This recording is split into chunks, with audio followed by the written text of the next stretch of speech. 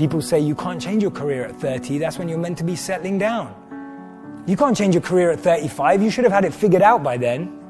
Oh my God, you're not married at 38? What the hell are you doing with your life?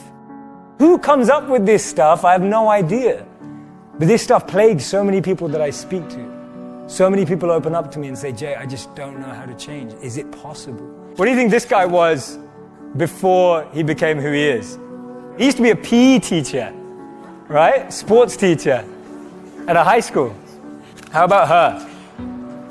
She was a telemarketer for 2 weeks. How about her?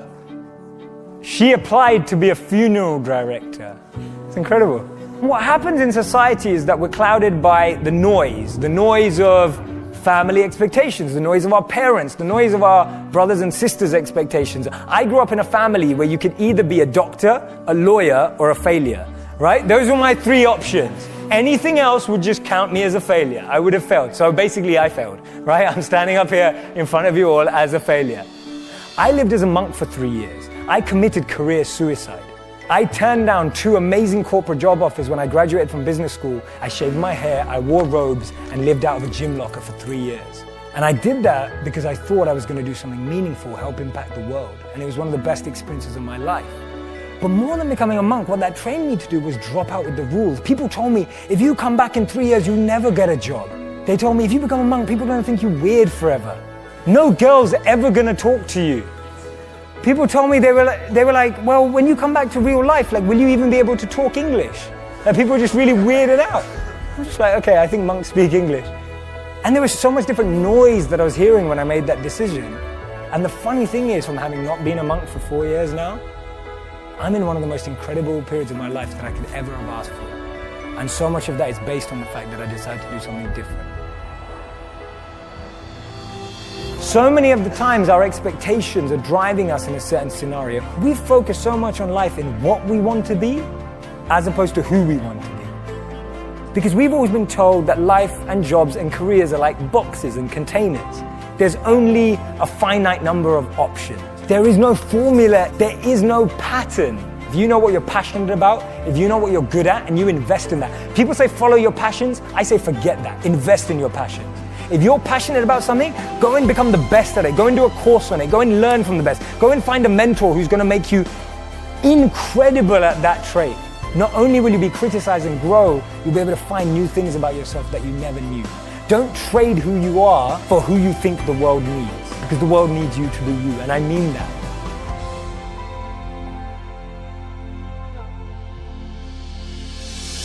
I was a 19-year-old kid, and I was miserable. I was in love with my high school sweetheart. We were that couple that was really annoying. So we went to school together. We signed up for classes together. We shared a U-Haul on the way to school together. We lived in the same dorm together. We walked to class. We walked to breakfast in the morning and walked to class together. I mean, we were just joined at the hip, and we were completely crazy infatuated in love. And then halfway through the first year of college, she discovered beer and other boys on the same night, and she cheated. I completely fell apart. I stopped going to class. I barely ate anything, certainly nothing healthy. I stopped studying. I just stopped caring about the world. Literally couldn't get out of bed. And I never thought about it until years later. Reading changed my life, because I was still reading. It was one thing that's brought me through everything. And I happened to pick up the school newspaper, and I opened it up, and there was this full-page ad. It was this perfect white sandy beach, turquoise water, big green palm tree. And across the top of the ad, it said, "Escape. Students needed for summertime jobs in the Dominican Republic." So I escaped. I went down there, and one night, my friend Kevin and I, we hopped into a car after dropping off a client. So we're going down this road, 85 miles an hour in this car, and the windows were open, and that air was coming in. That amazing humid, if you've been in the Caribbean, that just gorgeous, amazing humid air is coming in. And then we came upon a corner. We take that corner 85 miles an hour, and that corner became the turning point that put my feet on this stage for you today. Kevin grabs the wheel, he goes, "Hold on!" And I brace. and the car starts sliding sideways, and that weird slow motion thing happens. Kevin's gripping the wheel, trying to make the corner, and all of a sudden, smack. When I came to, I looked over, and Kevin is screaming at the top of his lungs, "Get out of the car, Brendan, get out of the car!" And I look over, and a whole big chunk of his head is open. So I pull myself out of the windshield of this car, and he's screaming over here, and I stand up eventually on the hood of the car, and I look, and I notice all this blood on me, and I remember just looking down in that slow-mo. One time I got hurt. And just as I was about to pass out, I noticed a glint, like a sparkle, something shiny, a reflection in the blood going off the hood of the car, and it made me look up. And there was this bright, big, beautiful moon that night. And I just immediately felt this connection, like I knew I was going to be okay. And I felt like the big guy upstairs reached down to me and handed me life's golden ticket. He reached down and said, "Here you go, kid. You're still alive. You can still love and matter. But now you know the clock is ticking." Mortality, motivation. I got it as a 19-year-old kid. People say, "Why are you so successful?" I'm like, I got mortality motivation when I was 19. That's a blessing. Most people don't get that till they're 60. Don't worry. Kevin and I, we both survived. See, I'm still here. It's okay. I made it. But the one thing that I took away from that entire thing was that moment and those questions, because I remembered them.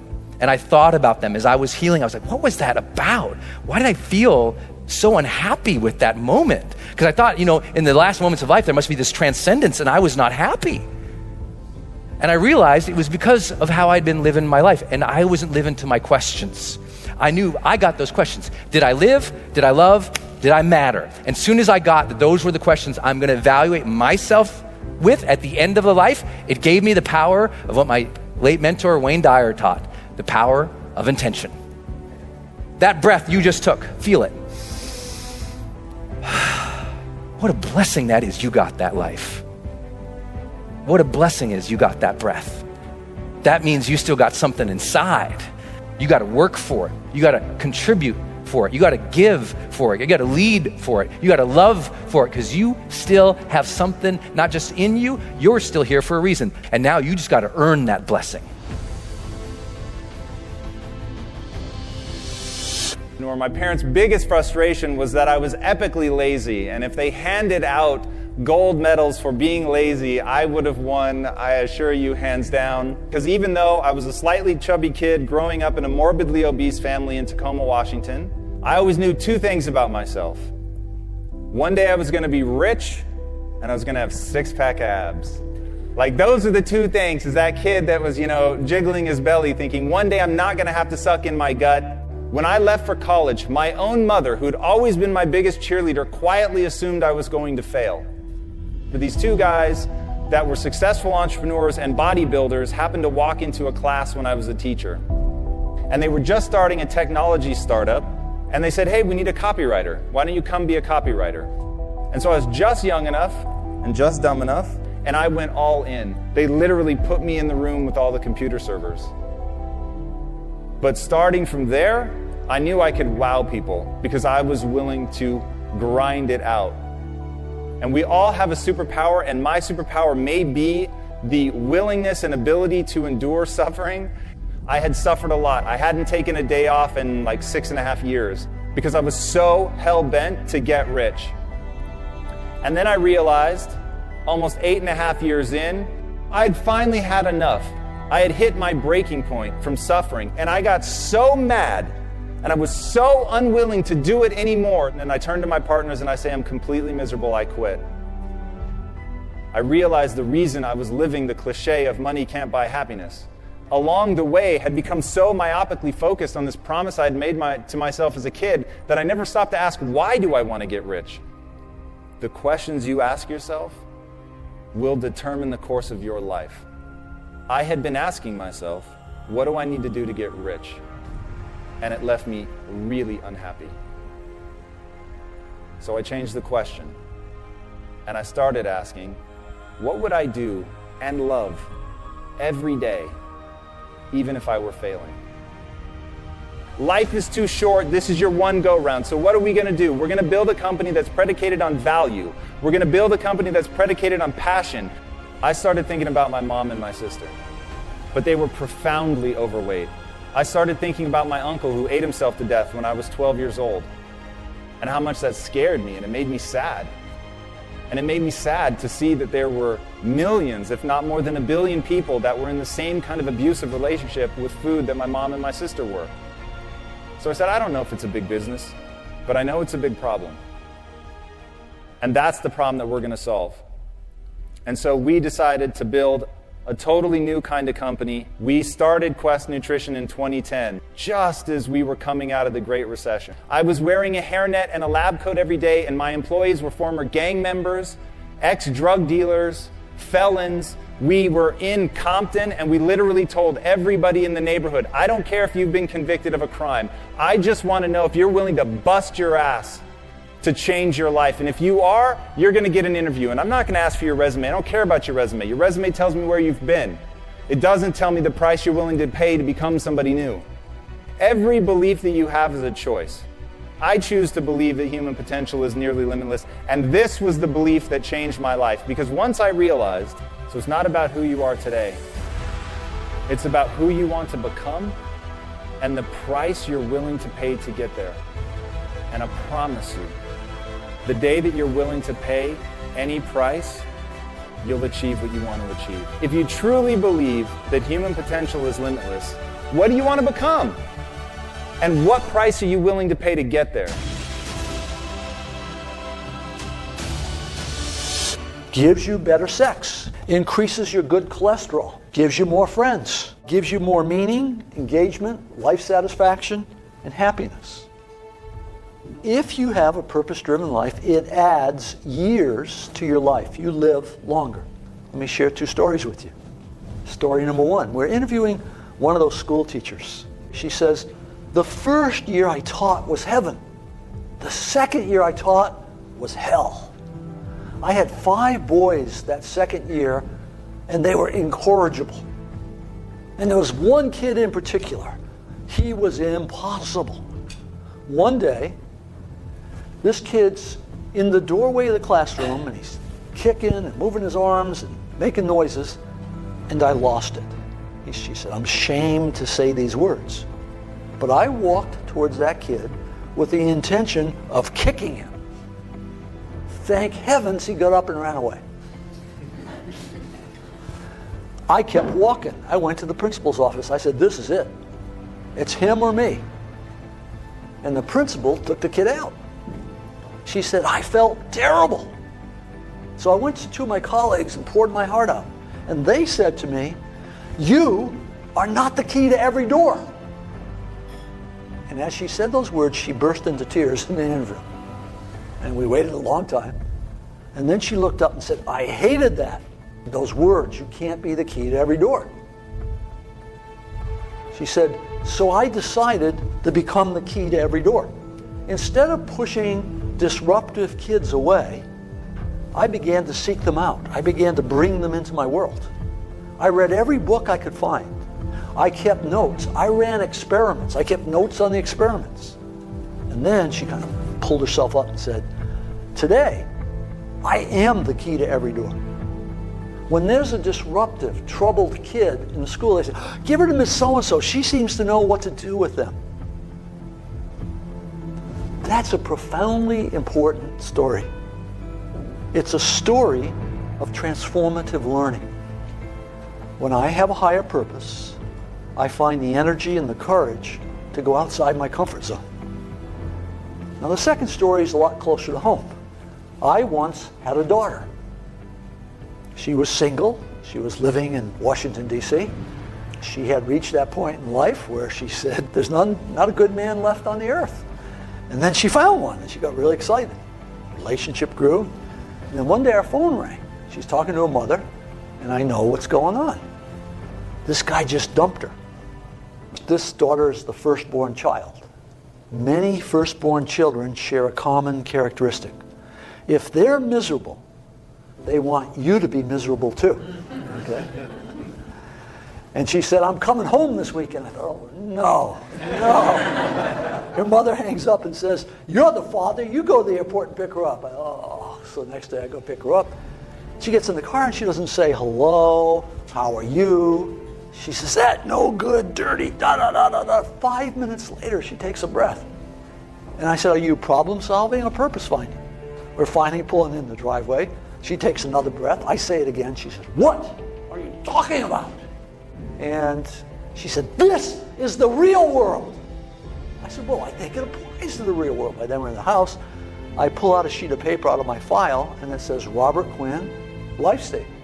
She looks at it, and then she grows kind of quiet. And she looks up and says, when you feel bad, you read this? I said, no. When I feel bad, I rewrite it. It's been rewritten hundreds of times. She said, yeah, I can hardly understand some of this stuff. I said, yeah, it's written to a customized audience, one person. Then the first miracle happened. She said, do you think I could write one of these? And I said, I'm sure you can. She went in the bedroom. For a day and a half, she worked on her life statement. The miracle was, I did not have to suffer during that day. Right? She got on the plane. She flew home to D.C. A couple days passed, I get an email. She said, he called me. Oh, this will be interesting. And she says, so I wrote him this letter. And I'm reading this letter that she's attached. It's incredibly vulnerable, open, honest. And then at the bottom it says, and my roommate said I can't give this to him. Now that's an interesting thing. Why can't we give this letter to this guy? You don't tell some guy that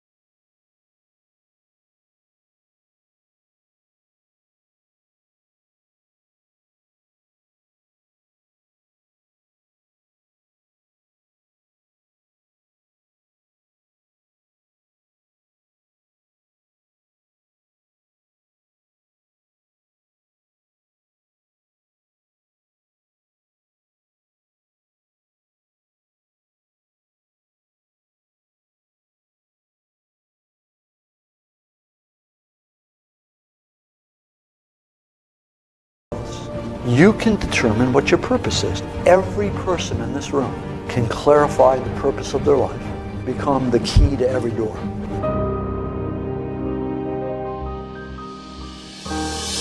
Mike screamed, grenade out, and jumped on it, and boom! 2 snipers were providing overwatch for the other platoon that were trying to maneuver. And unbeknownst to Mike and those guys, an insurgent had seen where they were firing, had snuck up next to the side of that building, pulled out a hand grenade, pulled it, and threw it up, and that thing came right up boom, and hit Mike on the chest. Petty Officer Mike Mansour took the entirety of that blast in his face and his chest. He lasted for another 35 minutes before he passed away on the medevac bird out. The kicker of this story is there was a stairwell right next to Mike, right next to him. And all he had to do was jump down that stairwell to save his own life. But he didn't.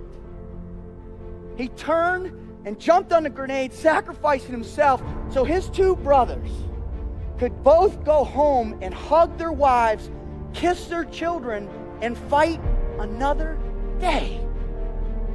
Once you think to yourself, what would you do? For 70 years, United States Navy SEAL team, we've been pushing the envelope. We've been setting the bar. We've been setting the standard for what the team life is and how you should live. Are you really committed to yourself physically? Because we all know when the going gets tough, the more in shape, the more focused you are on what you eat and what you consume, the better you are. I spent 15 months in the frigid waters of the Pacific Ocean, to the mountains of Afghanistan on 7 different occasions, and to the shores of Haiti doing missionary work with my church. And what I've learned in this incredible journey are a few undeniable truths about what enables us to succeed. Now, truth number 1 is you got fear in your heart always, and you can't defeat it. Everybody's like, well, that's a bummer. The problem is, ladies and gentlemen, is you're wired for fear, right? It's part of our lives. We have it in what we do for a living, right? You talk about fear in your lives and your personal lives with your family. Folks, we've got fear, period. So what you have to learn to do is embrace it. Truth 1. The second one is self-confidence is huge. It's important, and you got to forge it every single day. The third one is you got to live with purpose. If you don't have purpose in your life, you don't have momentum. You don't have anything driving you forward, anything pulling you out of bed every single day. And the last one, and the one I learned that left an indelible mark, not only in my heart, but in my soul, on those beaches across the street over there, is nobody does it alone. There's not a single person in this whole room right now that can raise their hand and say, you know what, Rut, I've done it by myself. Not a single person out there has helped me, not a one. We all need help. So as a result of that, you have to recognize that you have to live what I call a team. You have to be 100% focused that everything you think about, everything you do is with someone else, is with a team. Amen, right? We've been giving everything we are to our communities, to our families, to our children. But more importantly, we're willing to give everything we are and potentially everything we will ever be for the man that's next to us. This is the team life. This is what my mission here is today, is to help you understand this standard, to help you redefine your understanding of what that mission might look like for you. Are you working on it? Are you working on it right now? Did you work on it today? Are you going to go work on it tonight? Because I tell you, with those 3 things, you're on the road to commitment. I've worked with every kind of person there is on this planet. We all bleed red. What I care about is there's something that gets you out of bed every morning. There's something that you have faith in that's bigger than yourself. There's something that you're willing to sacrifice for another human being. That's powerful.